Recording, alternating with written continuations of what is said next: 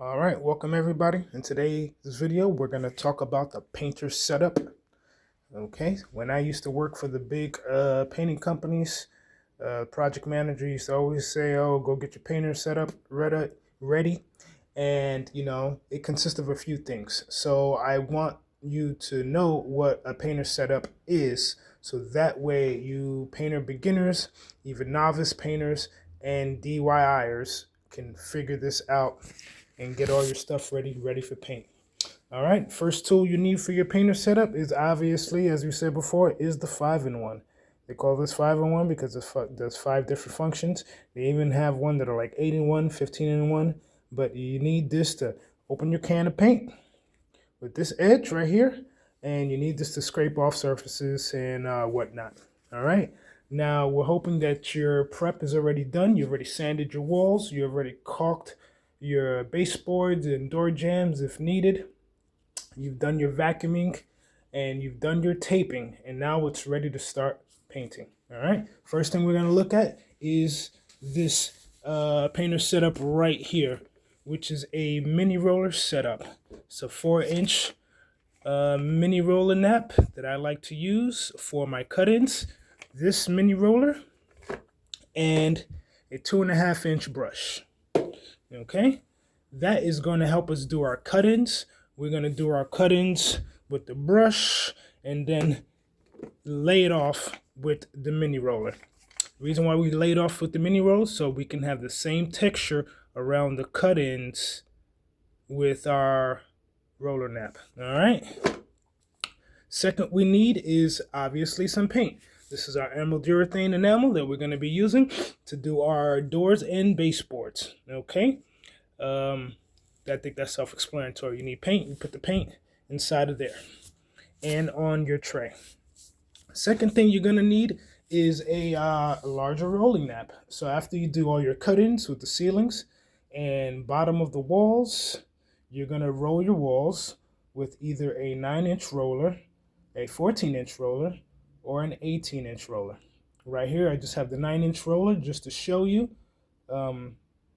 what you're going to need. And you fill that up with paint, not too much. I like to use this, what do they call this? This is a 9-inch tray, but it's deeper than most. Just so you get a gist of how deep it is. You see, the regular 9-inch tray is very low. It stops like right there, and I don't like it because when you're moving around, you can spill paint a lot easier. So this deep well tray, I think that's what they call it, a deep well tray, allows me to hold more paint in there. And the paint is dry, obviously, and it was the same enamel before. And there's nothing wrong with reusing these trays so you're not wasting, especially when you're going with the same color. Next thing you want to have for your painter setup, you want to have it on you, is a rag. I don't have any rags, but I do have these cleaning cloths for contractors. You want to preferably have one that's wet and one that's dry. That way you can clean up any paint drips that you have and whatnot. And another thing you're going to need is your drop cloth, as per usual. You don't want to be making a mess everywhere you go. So one thing I like to do, because I am very clean as a painter, when I'm doing my baseboards and door jambs, I like to use the shield right there. I got 2 different shields. This is mainly used for spraying, but you can use it for rolling and cutting in as well. I'll keep this on the floor, on the edges.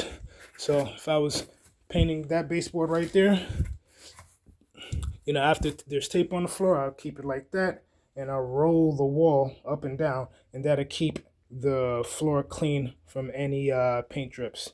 And that's what this is right here. This is just dried up. But anyway, you got the shield. You got your cut-in cans, 2.5-inch brush, 4-inch mini rollers. Professional painters who have some experience can use up to a 3-inch brush. I usually use a 3-inch. Right now I'm just using a 2.5. That's what I have right now. The 3-inch holds a lot more paint than the 2.5. And like I said, it's just more for the novice and experienced painter. But if you're not that experienced, you use the 2.5-inch brush. And last but not least, can you guess what the last tool is? Ready? Here it goes. Lighting. So many people underestimate the power of lighting. It allows you to see your surfaces better. It allows you to cut in straighter lines. I mean, look at the differences there. You can't just depend on this light right here to cut in straight lines. You use lighting, better lighting. And when you're really good at what you do, you have one of these, all right? Like a coal miner. This allows you to paint straighter lines on your top edges, and it just allows you to see a lot more things that you can't see with normal lighting. All right, so lighting is a key you don't want to skip when it comes to your painter setup.